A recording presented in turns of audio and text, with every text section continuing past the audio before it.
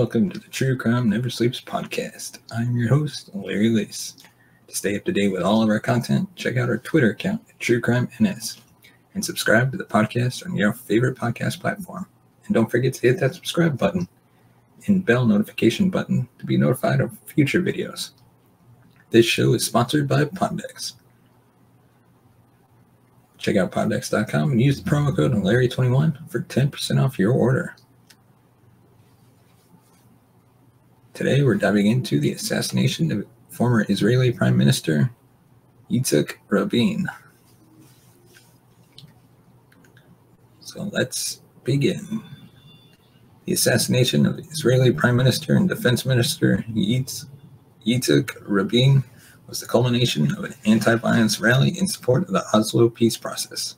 Rabin was disparaged personally by right-wing conservatives and leaders who perceived the Oslo peace process as an attempt to forfeit the occupied territories and a capitulation to Israel's enemies. National religious conservatives and party leaders believed that withdrawing from any Jewish land was heresy. The leader and future Prime Minister Benjamin Netanyahu accused Rabin's government of being, quote, removed from Jewish tradition and Jewish values. Right-wing rabbis associated with the settlers movement prohibited territorial concessions to the Palestinians and forbade soldiers in the Israeli Defense Force from evacuating Jewish settlers under the Accords. Some rabbis proclaim, apologies for saying this wrong, Din Rodef based on a traditional Jewish law of self-defense against Rabin personally, arguing that the Oslo Accords would endanger Jewish lives. Rallies organized by the party and other right-wing groups featured depictions of Rabin in a Nazi SS uniform or in the crosshairs of a gun. Protesters compared the Labour Party to the Nazis and Rabin to Adolf Hitler and chanted, Rabin is a murderer, Rabin is a traitor. In July 1995, Netanyahu led a mock funeral procession featuring a coffin and hangman's noose at an anti-Rabin rally where protesters chanted, death to Rabin. The chief of internal security, apologize for butchering his name, Carmi Gillen, alerted Netanyahu of a plot on Rabin's life and asked him to moderate the protest rhetoric, which Netanyahu declined to do so. Netanyahu denied any intention to incite violence. Rabin dismissed such protests or labeled them chutzpah. According to Chief of Internal Security, Rabin refused his request to wear a bulletproof vest and preferred not to use the armored car purchased for him. Left-wing supporters organized pro-peace rallies in support of the Oslo Accords. It was after one such gathering at Tel Aviv that the assassination took place.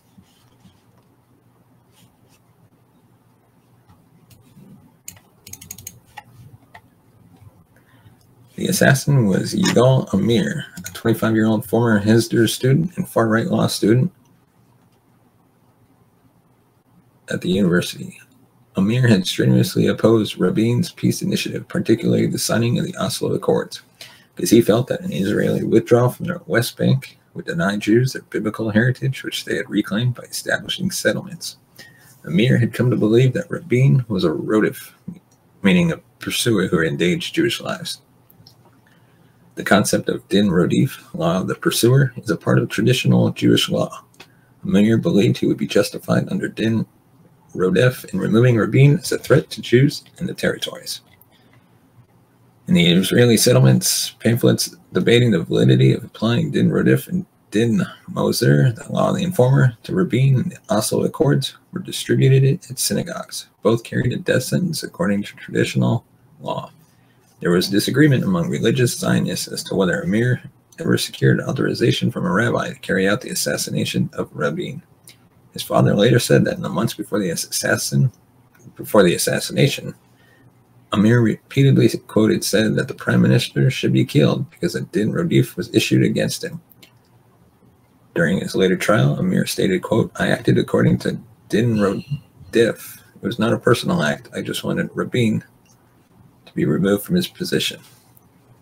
For his radical activities, Amir had been brought under attention by the Israeli Internal Security Service, but the organization only had information on Amir's attempt on creating an anti-Arab militia, not on comments regarding assassinating Rabin, which he openly stated to a number of people. Another incident describing Amir's comments to a fellow student about stating that would do prior to an earlier aborted attempt on his life was ignored by the organization as non-credible. The source refused to name Amir by name, but instead described him as a short Yemeni guy with curly hair.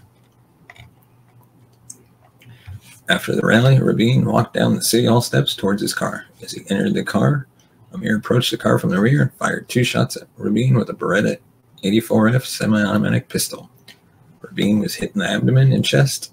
Amir was immediately subdued by Rabin's bodyguards and police on the scene, and fired a 3rd shot at bodyguard Yoram Rabin during the struggle, lightly wounding him. Amir was arrested on the scene with the murder weapon. He was taken to a police station a few blocks away. Yoram Rubin attempted to get Rabin in the car, but Rabin's body was limp and heavy. Another of Rabin's bodyguards, Shai Glazer, helped put Rabin in the backseat of the car.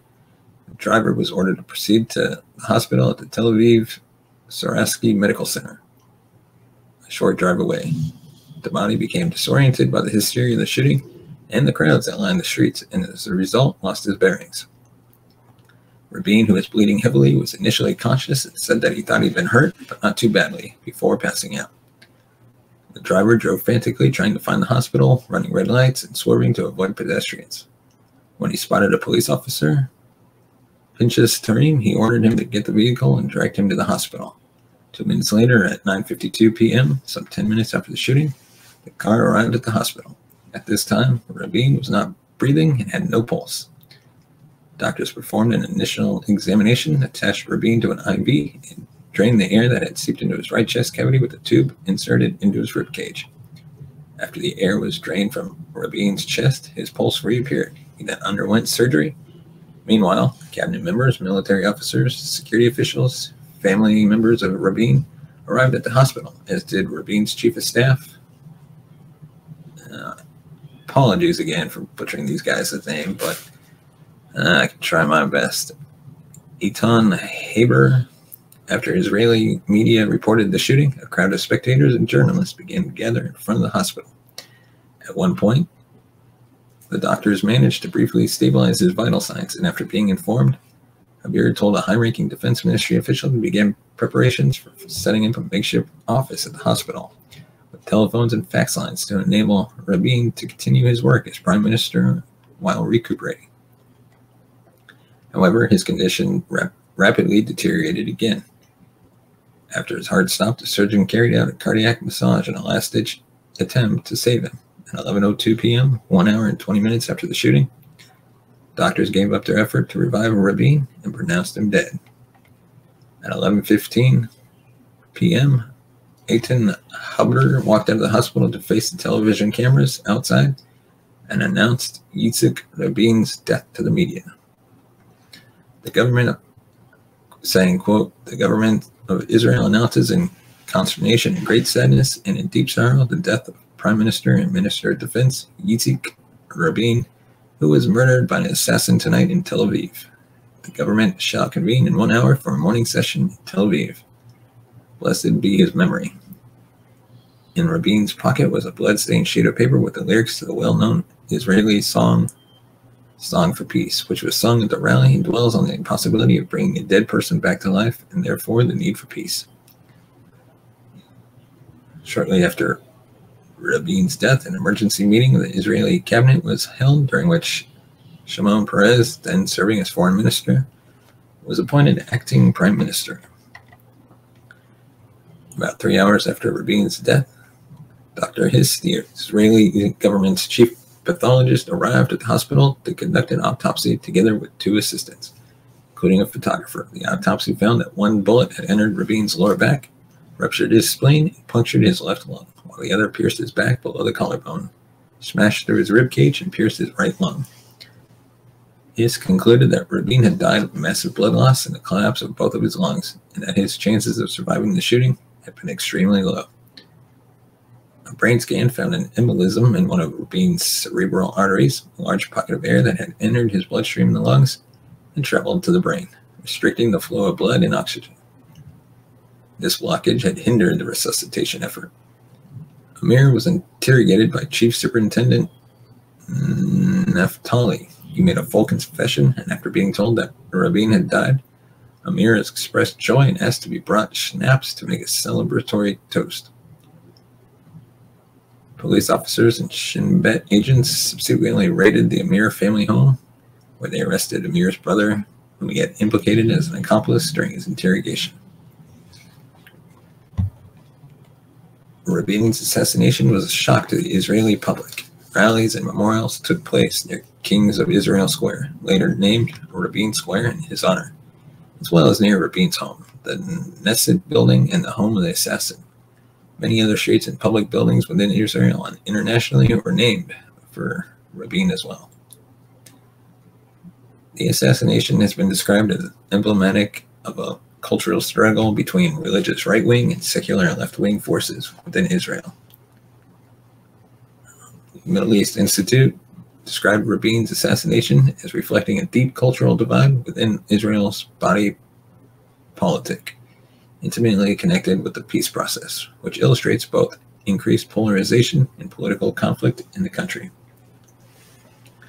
On March 28, 1996, the Shamgar Commission issued its final report on the assassination. It was critical of Shin Bet for putting the Prime Minister at risk and ignoring threats to his life from Jewish extremists. And that is all we have for this episode of the True Crime Never Sleeps podcast. Let us know your thoughts on this assassination in the comment section below. Give us a thumbs up if you like the video. And if you want to support the show, you can buy us a coffee at buymeacoffee.com/TCNS. And as always, you can follow us on social media. They're all right up here, as well as in the description. Thanks for listening, and we'll see you next time. And watching, of course.